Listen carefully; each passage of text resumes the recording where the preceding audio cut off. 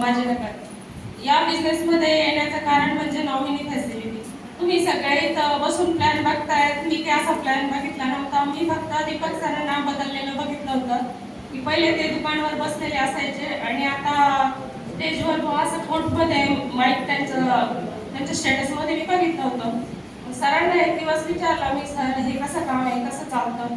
सरांनी मला व्यवस्थित समजून सांगितलं आणि त्याच दिवशी मला पूर्ण पेपर प्लॅन न सांगता सर्व काही समजलं आणि सरांनी मी त्या दिवशी शब्द दिला का सर मला मी बिझनेस करणार आहे, मला तुम्ही सपोर्ट करणार का?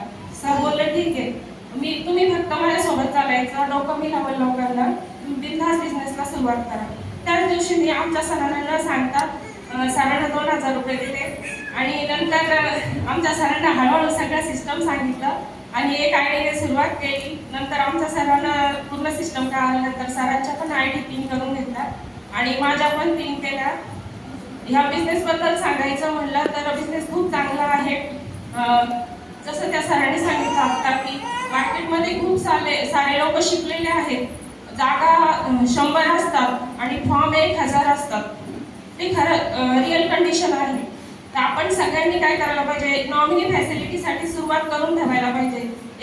एकदम कुठलीच गोष्ट होत नसते, पण हळूहळू एक दिवस नक्कीच होतं। मला नेहमी माझ्या गुरूंनी खूप सपोर्ट केला। जिथं निगेटिव्ह झाले असेल तिथं पॉझिटिव्ह ठेवणारे दीपक सर यांना मी कोटी कोटी प्रणाम करते। तसेच मला नेहमी सपोर्ट करणाऱ्या मेरे मॅडम, नेवार फॅमिली, तसेच गुरूंचे पण महागुरू असतात CTC गोड सोमनाथ कापसे सर यांना वंदन करते आणि इथंच थांबते। जय हिंद, जय महाराष्ट्र। मित्रांनो, मागच्या बुधवारी शिवजयंती होती, बरोबर ना?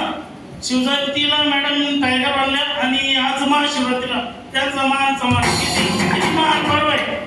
बरं, या बिझनेसमध्ये सर पुरे निगेटिव्ह होते, सरांनी या मॅडमला कशी बिझनेसमध्ये मदत केली तर आपण सरांच्या तोंडानं ऐकू। तर तुम्हाला सर्वांच्या जोरदार काळामध्ये मी सरांना माहिती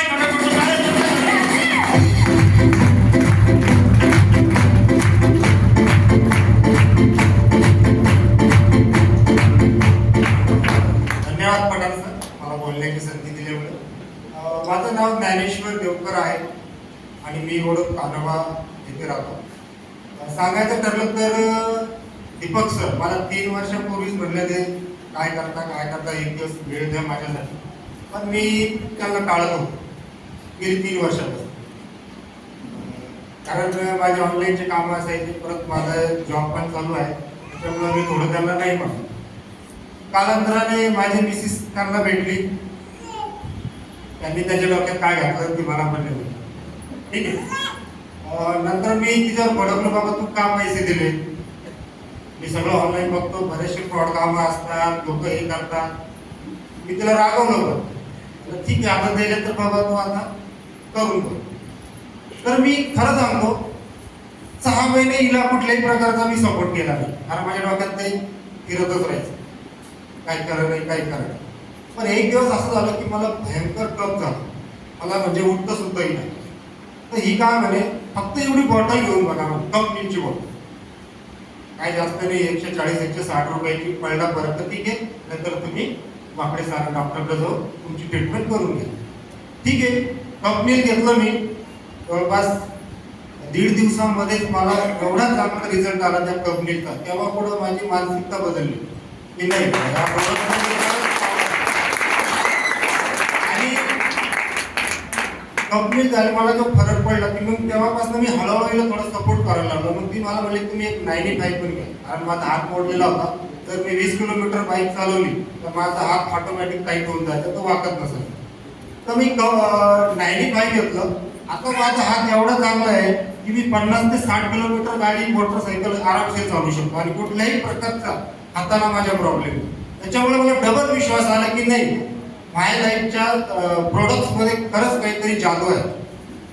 आणि हे जर आपण लोकांना सांगितलं, ठीक आहे, 10 मधून 2 लोक गेले आणि शक्यतो माझं नेटवर्क असं आहे की मला शक्यतो कोणी नाही म्हणत नाही।